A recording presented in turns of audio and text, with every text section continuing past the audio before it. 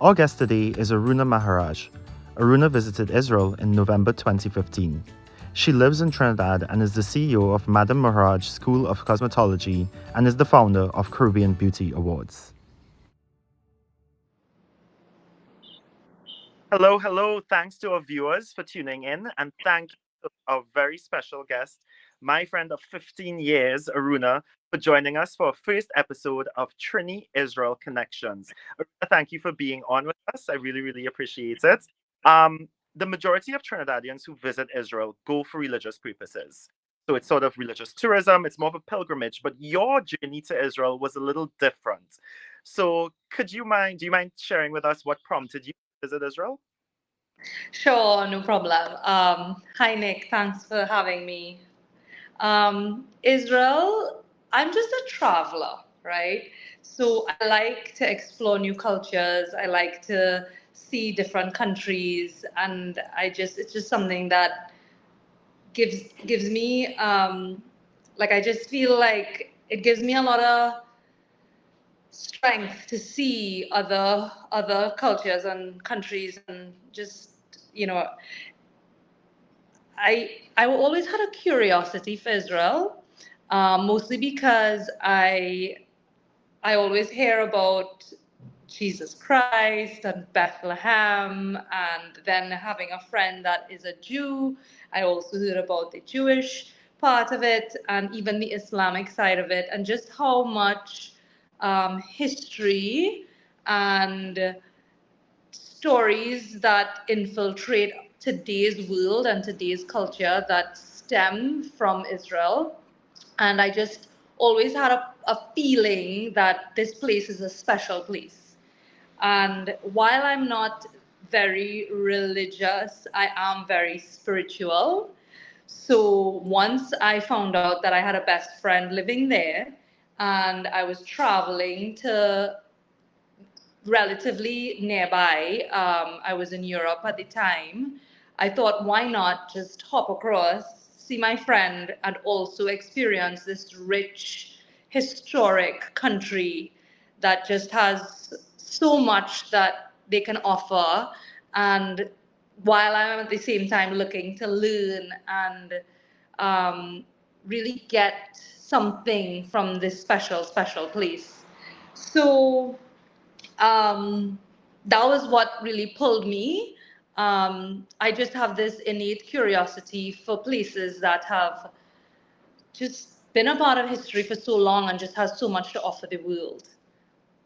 That's a beautiful answer, Runa. And it brings me to my next question because you are a consummate traveler, and I'm very much in awe of your wanderlust and your desire to learn new cultures. Could you tell us a little bit about your past journeys and the countries you visited? Oh, yeah. I mean, I've been to Egypt, I've been to Australia, I've been to Peru, I've been to Hong Kong, I've been to India, Tibet.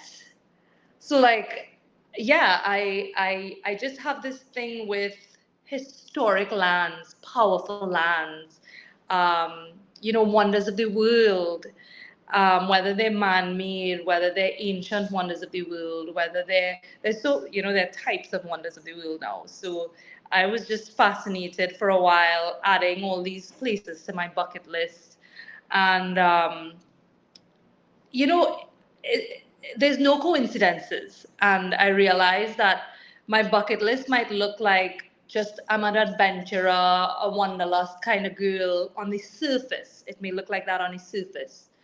And just feeling to travel. But really and truly, the places, especially Israel, that I've visited was so much more than just surface level experience. It was so much more. And only in retrospect, I realized a lot of these places that I've been to are really, really powerful places throughout the history of the planet. And there's just something so powerful in visiting those lands and just having my feet touch those lands. Yeah, you really did visit some centers of spiritual civilization. And I mean, you went to Mount Kailash on a spiritual journey, which we'll talk about a little later on. But you know, I had been living in Israel for a while before you visited, and even when we first met, I had been living in Israel then, which was 15 years ago. What were your thoughts about Israel with just hearing and also from the news? And what surprised you about actually being in Israel? Yeah, so I live in my own little bubble, and as much as I want to fool myself into thinking that I'm very worldly, I'm also very not at the same time. So my interests and what would pique my curiosity would be the, I don't want to say superficial, but maybe more surface level things. And it's only when I actually get there I realize that it's so much more than just being a tourist. You know, it means so much more than just being a tourist. What was the question again? I just want to make sure I answer it properly. The question was, having heard about Israel before, what was the idea you had of Israel that was changed Right. when you arrived in Israel? Yeah. Yeah. So, as a little kid, you really don't know what's real and what's not real. So, hearing places like Tel Aviv, Bethlehem, um, Jerusalem, Dead Sea, when you hear things like these, you kind of don't know if it's real as a kid. Like, in retrospect, there's a world, there are countries, this is a planet, and there are other places. But in the context of hearing, because for me, hearing these things were stories, um, and you don't know as a kid how true or how deep the truth goes behind a story. So they're these cities and these places that pique my interest and curiosity, but I didn't really know that until I became a normal adult, that these were real places that existed. And then I'm like, wow, I get to visit this place that I heard about when I was a kid. It meant a lot, to know that these places actually are real. I know it sounds a little weird to say that, but it's just the truth of being a kid and growing into an adult and realizing and learning about life. So I I just, yeah, I just had this impression of Israel, which was, well, it's a country that could be unsafe sometimes. But something about me, I've never, ever been afraid of stepping into a zone that could have possible violence and stuff like that. I just do what I feel called to do, and my brain doesn't really take all risks and stuff into consideration like a lot of people. Even going to places like Paris and stuff, these big cities, Rome and all these places, they say, be careful with the pickpockets and be careful with this, and they're going to try to scam you here. But I've never been that type of person to travel with fears. I have had fears, travel fears. I've encountered situations, but never my intention. So I never went to Israel with any fear. In fact, I had literally came from Paris to Israel on whatever year it was that they had the terrorist attack in the city of Paris. So my entire family were telling me, like, what is wrong with you? You were just there in this terrorist attack in Paris and you going to Israel, all the places. And I just said, I'm still going to go. And a lot of people would think that that is irresponsible. Um, but for me, when I am pulled to do something, when I'm called to experience something, I know it's for a reason. And I found a way to kind of discern my intuition and my true feelings towards something and really quiet the noise of everyone else around me and what they may think. So I did what my soul told me to do, and I came to Israel to meet one of my best friends, who took me around all these different places. And I don't want to say that what I met in Israel met my expectations, and I also don't want to say that it did not meet my expectations. I feel like I went truly open, with just pure curiosity. And I think it surpassed my expectations. Oh, I love that. I love it personally because I was your tour guide. Um, you mentioned something really important there, which is safety. And a lot of media representations of Israel, especially for people who have never been, they worry that this may be a war zone they're walking into. And I'd love for you to share your thoughts about walking around Israel because you walked a lot all over. Right. So, I mean, we're talking about Trinidad Israeli connections, right? So, there's a lot. There was this one time I went onto Google and I don't know why I was looking at travel to Trinidad. And I saw, do not click this link or do not go to Trinidad. And here's why. And there was all these things about safety. And yes, Trinidad is, could be a little dangerous at times. But as small as the island is, I live here, you live here, and we ain't dead yet, and we're not in a crossfire every time we step out of our house. But yet, the news and the media has a way of making us see something that isn't that prominent. Yes, the negativity is highlighted in news, which is necessary, um, but it really, similarly, people have an impression of Trinidad like everywhere is, like Laventille or something. I mean, I don't want to sound judgmental for a place, but it's the reality of the perception of a place, right? So it's the perception that the media gives to Israel is totally not entirely true in the extent that it makes it look as if we're gonna go and have to be ducking and this and that. And I mean, I'm there like probably, probably, and truthfully, Nick, I felt safer than in Trinidad. Yeah. Yeah, that's true because we were out and about till 3 o'clock in the morning.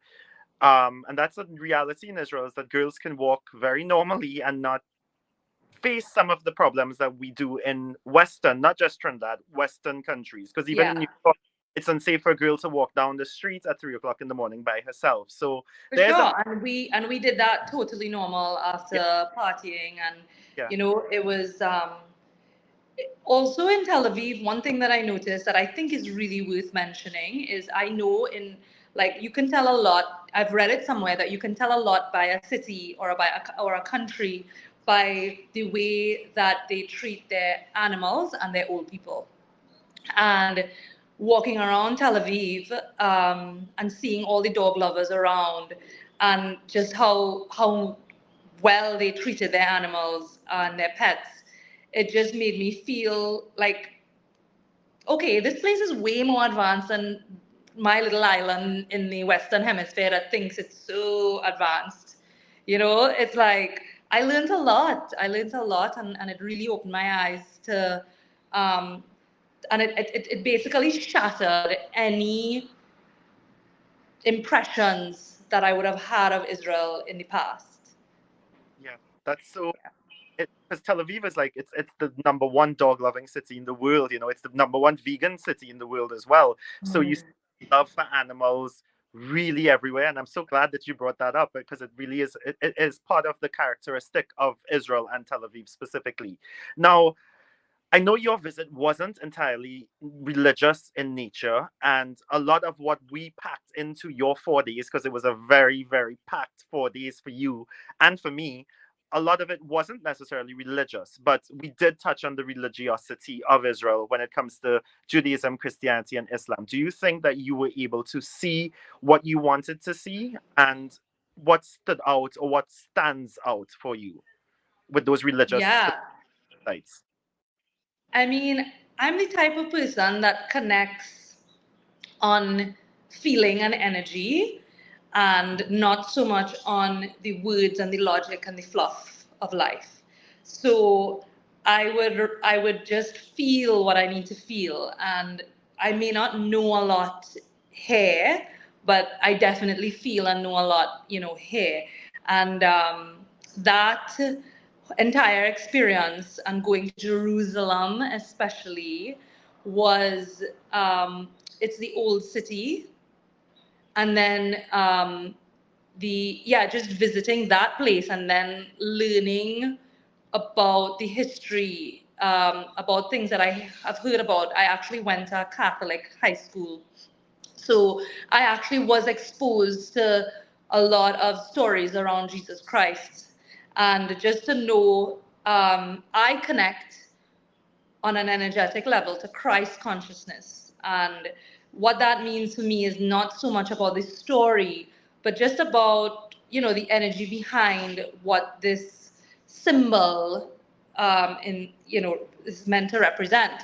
So it was a pretty big deal for me to even see, even though we don't really know certain things for sure, but to just be around the crucifixion site, or one of the supposed crucifixion sites of Jesus Christ. That was like a huge deal. And just going into the spaces, the individual spaces, even the Jewish side of, what was the name of the actual place that we went to? The Kotel, the Western Wall.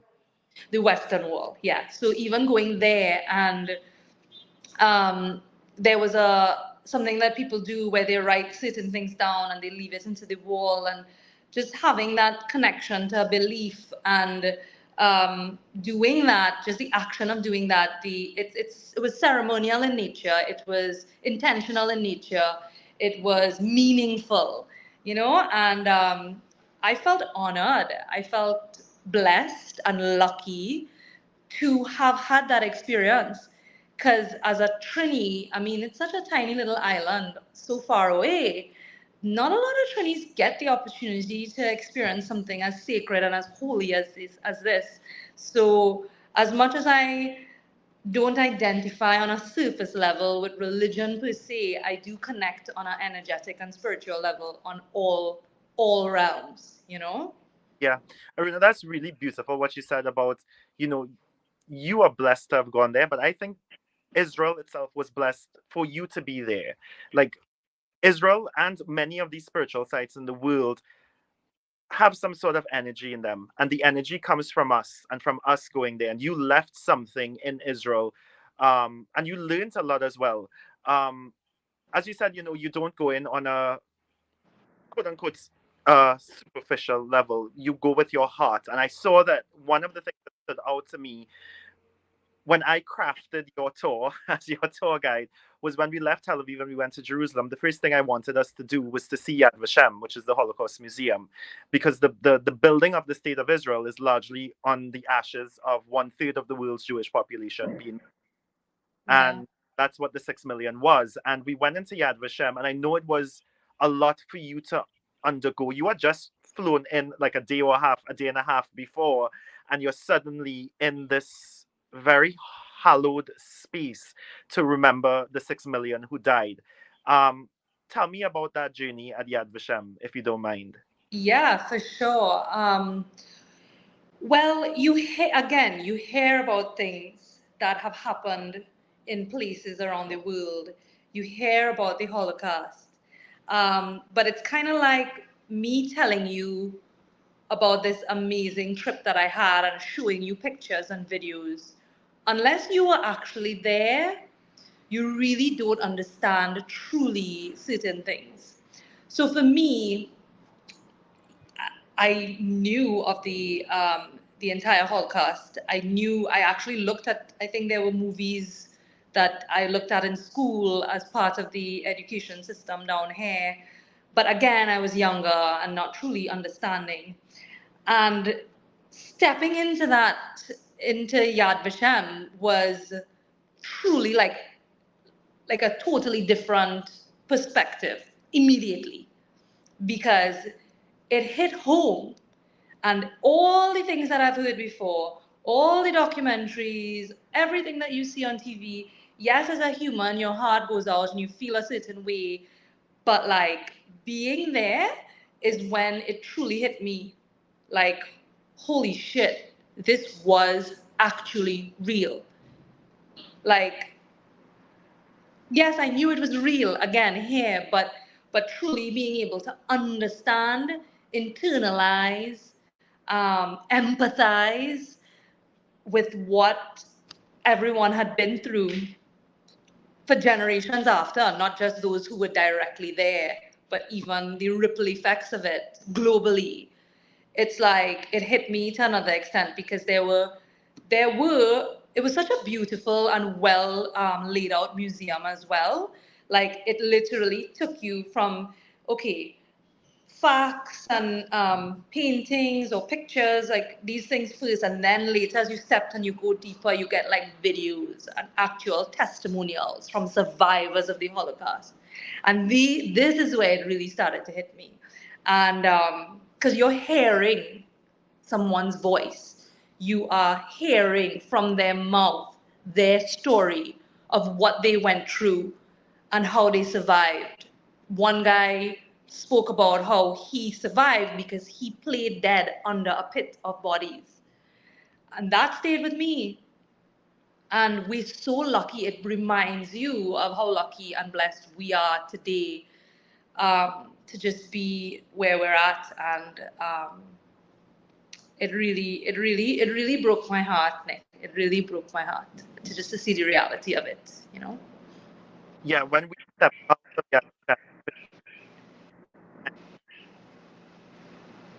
so it's like a story that the birth of Israel came out of this tragic event. And you said something just now, the testimonies, and I think that's something very important in Holocaust education, is that the testimonies give credence and accountability to what happened. There was a survivor called Elie Wiesel who survived, and he's a prolific writer, and he said, to listen to a witness is to become a witness.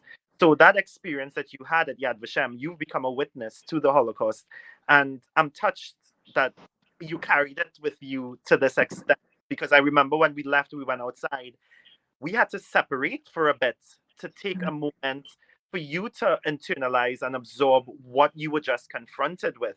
And you sat there quietly for a while and you just, it was sunny, and there was there's a biblical reference that's outside, and we read it together. It's from Ezekiel 37:5, and it's basically the story of old bones and God breathing life back into the old bones, which according to Judaism is the rebirth of Israel. And I remember you sitting there quietly by yourself, documenting it in your mind, and it really is. It takes me to our experience that we shared as friends at Yad Vashem. Um, Now we've taken a very zoomy uh, twist in the conversation. So let's bring it back a little bit, right? One of my joys about your coming to Israel was that you didn't go on a tour and you were able to interact with Israel on a level that most pilgrims and religious tourists are unable to. So it's a very broad question now because a lot of people have misconceptions and misunderstandings of what Israel is and specifically who Israelis are. So my broad question to you is, what was your experience with Israelis in general? I mean, I don't know if I was just in the right places at the right times, but I had a blast. I had a great experience. I was, places that required great customer service, I got great customer service. Places that were a little more informal and casual, I got like friendliness. I got, no judgment. I got like, I actually don't think there was any bad experience there. I had a crazy experience on the way to the airport heading out. But even in that bad experience, so much good came, and I can share it if you'd like. Yeah, Yeah. you can So throw. I was on the way to the airport. I had my one of my best friends was my tour guide there. His name is Nicholas Jagdeo, and he was meant to carry me and escort me all the way to the airport. But we went to bed a little too late the night before, and he decided to say, "You go ahead, you'll be fine." Two stops, switch trains, da da da. Um, I was a little misinformed, or maybe wasn't paying attention in true Aruna style. Either way, I missed the second stop where I was meant to hop off and switch trains to get to the airport. And I would say an hour in, I just started to look around and I find that I'm not looking like I'm in an airportish area. Like it looks pretty rustic, and I realized I was heading to somewhere else that was opposite direction to the airport, and there was this language barrier as well with the people around me in the train. And so I'm like, I'm trying to tell them, is this going to the airport? Trying to signal a plane, trying to, say Ben Gurion, Ben Gurion, because, that's the name of the airport. So then they were like, oh, yes. And the girl, I remember the girl looking at me, and she says, and I said, it's going Ben Gurion Airport. She says, oh, no. Right? And I'm like, what? I have a flight to catch. And I had no money because I used out all my shekels. As you would right before you head back to your home country, you want to use out your cash. So I did have my credit card, but there was no way for me to get a taxi with a credit card to get back to the airport. And the girl who was kind of like realizing what was happening to me, she spoke in Hebrew to another guy because he was realizing something was going on. And she said to him, well, she needs to get to the airport, but she doesn't have any money. And he goes into his wallet and he pulls out the equivalent of maybe like 200 TT or so, and which would be like, I don't know how much in US dollars or shekels, but it was enough for me, a little more than enough for me to get to the taxi, to get a taxi and pay for it to the airport. And when we finally stopped at the train station, it was an old school train station that didn't have elevators or escalators. So it was like this big flight of stairs, and I'm lugging around two huge pieces of luggage.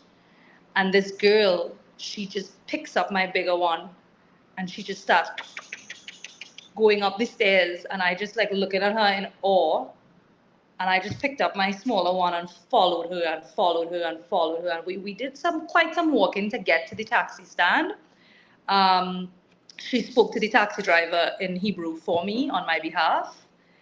And I got to the airport in time to make my flight, like in the nick of time. Pun intended on the word nick.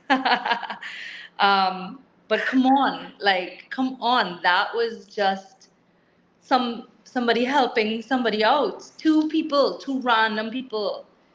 Money and then the actual physical walking me and escorting me. It was just incredible. I was so grateful. I was so grateful. One of I'm sorry you had to go through that, but one of the takeaways from that is that we were able to experience the Israeli genuineness and the kind of Israelis. And I think that is something that a lot of people, unfortunately, are unable to see because they go on pilgrimages to Israel and they're just confined to religious spaces. And you were able to see that. You were also able to party with Israelis and you got the whole culture and everything, that everything is just very, Yeah. very friendly, very, very open. And I think that was something good that happened to you and also something that now you were able to share with the public. Um, let's take it to another place now. You are in the beauty industry in Trinidad.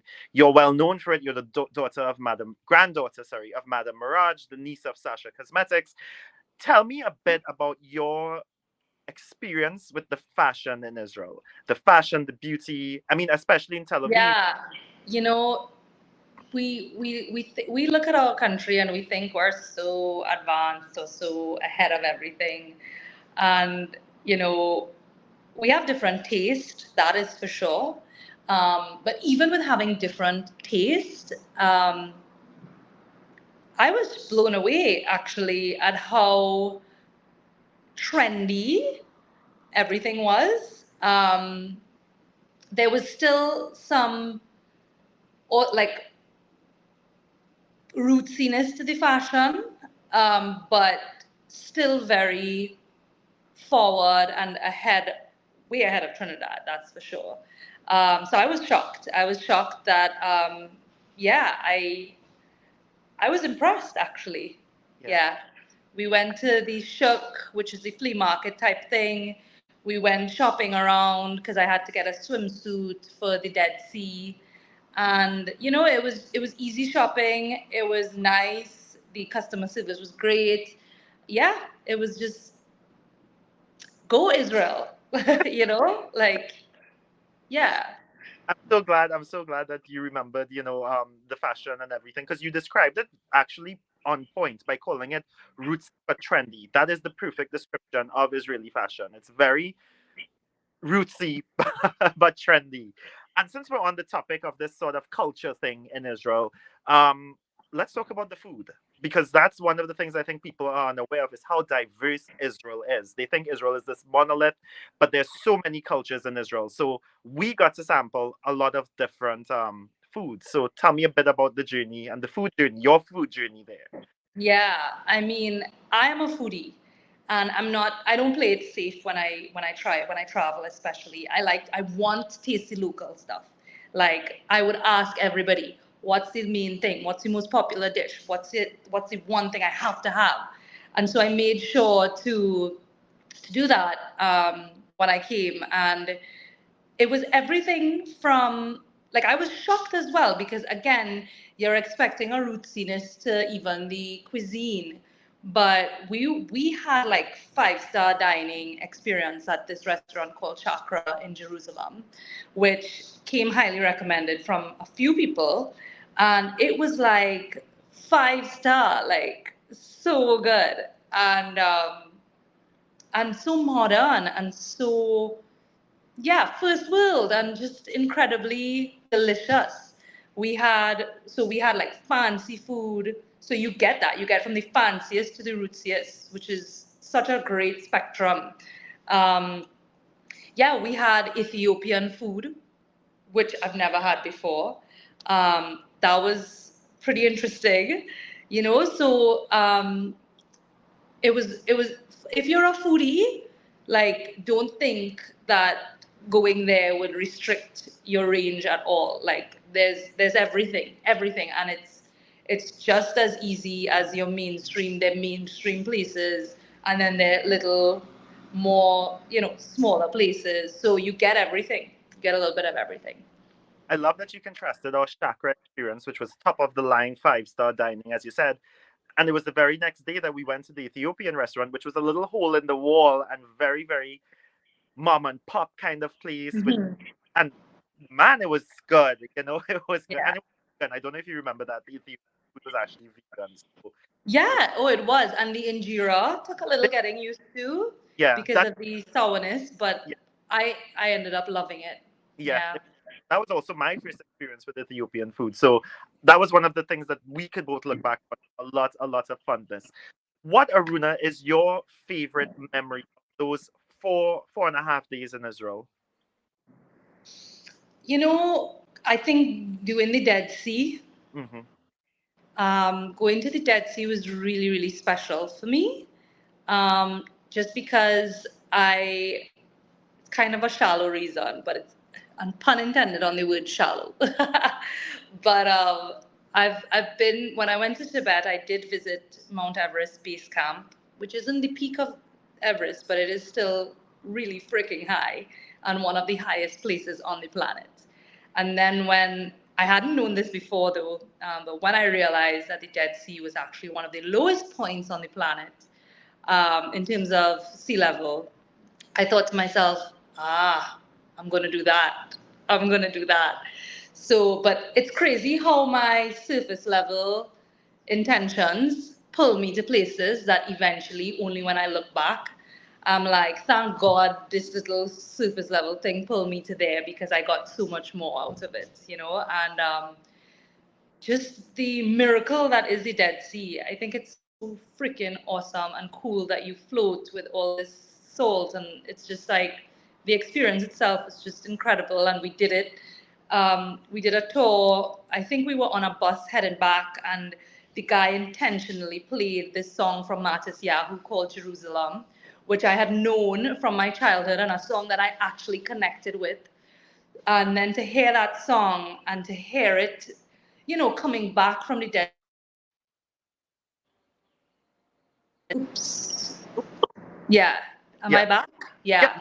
Yeah. So coming back from the Dead Sea in Jerusalem, it was just so poetic and synchronistic, because it was a song that I had actually liked years before. It was an old song, and just to hear it, because the power of music, and the audible side of life, and how certain things like smell and sound, it takes you back to your childhood, or it takes you back to a certain time. So hearing that song just kind of took me back, and just having this whole immersive experience, it was just beautiful and fulfilling. Yeah. Yeah. You never told me that the Matisyahu song came on and that it resonated so much with you. It's such a beautiful memory. Thank you for sharing that with me because I don't remember the song coming on, but that was our last moment in Jerusalem because we left right after to go back to Tel Aviv. So Yeah. saying goodbye to Jerusalem for you, because you spent 2 days there. Now, one of the problems with you visiting Israel was that I lied to you a lot. I would be like, Aruna, this place is just 10 minutes down the road. And we would walk endlessly, and you would complain because, the Trinidadian culture is we drive in Trinidad. We drive Mhm. in Israel. I love to walk. So I had you dragging along for hours walking. I don't know if I prepped you enough that you walked with good walking shoes, but given that experience, and also you mentioned earlier you had to buy a bathing suit for the Dead Sea, could you tell whoever wants to visit Israel what are some of the things they should take with them that you took with you and or slash that you didn't realize you needed to take with you? Yeah, I mean, well, I guess it depends as well on the time of year. So you'd have to do your research for the weather and how to pack. But the main thing for me was the walking. Like I did not expect to walk that much. And somebody who is well traveled, you'd think that I wouldn't be so difficult when it comes to walking. But I am spoiled, and Trinidad really makes us not walk enough. It's actually a bad thing. I wouldn't say it's the best thing in the world, because walking really gives you a different perspective than being in a car surrounded by glass at a certain level. But something about, because when you're driving, you have to focus so much on this periphery. But when you're walking, you're just on the ground. You're not that far away, and the risk is much less. So you could actually, look around. And I think we take that for granted a lot, especially here. So yeah, that was the only thing that really I wasn't expecting it to be that much. So just brace yourself and prepare for a little extra walking. But if you are from a city that is accustomed walking and going to walking to take the subway or the trains or whatever, then you'll be fine. It's totally normal. But just coming from a culture that I came from and a country that I came from, it was just a lot of walking. Yeah. Aruna, your experience there, you actually we yeah, yes, we did walk a lot, but I'm realizing now how much you were able to integrate into Israeli society because we also the cabs. You went on the actual intercity buses. You went into the intracity buses as well, and What we do also. you call the little taxi things I'm again? about to say it. The Cheruts. We took the Sure.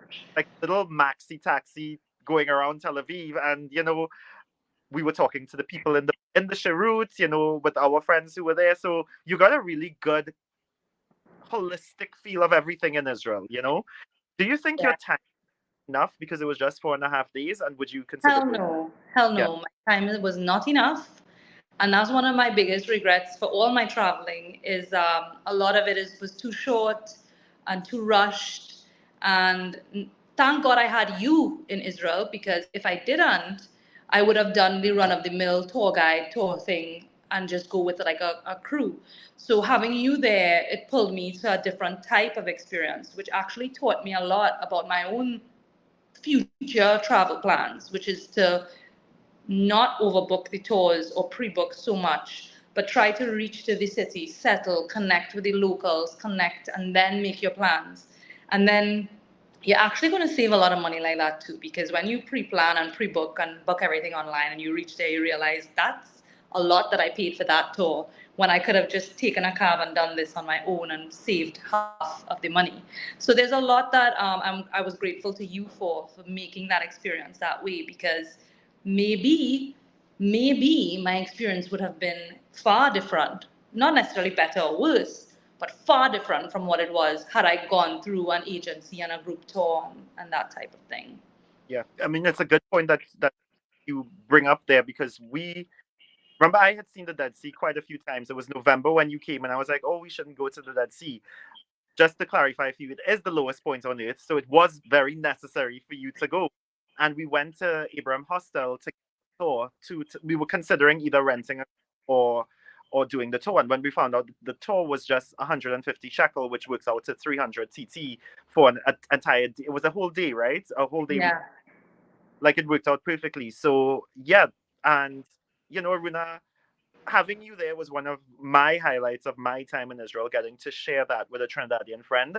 I did manage to meet Trinidadians who visited Israel and Trinidadians who lived in Israel, but I never had a best friend be there. And I think that was one of the most impactful 4.5 days of my time in Israel there, was to be able to show you Israel, and now to have you share your experience in such wonderful detail, and share yourself, your story with our viewers. It means so much to me.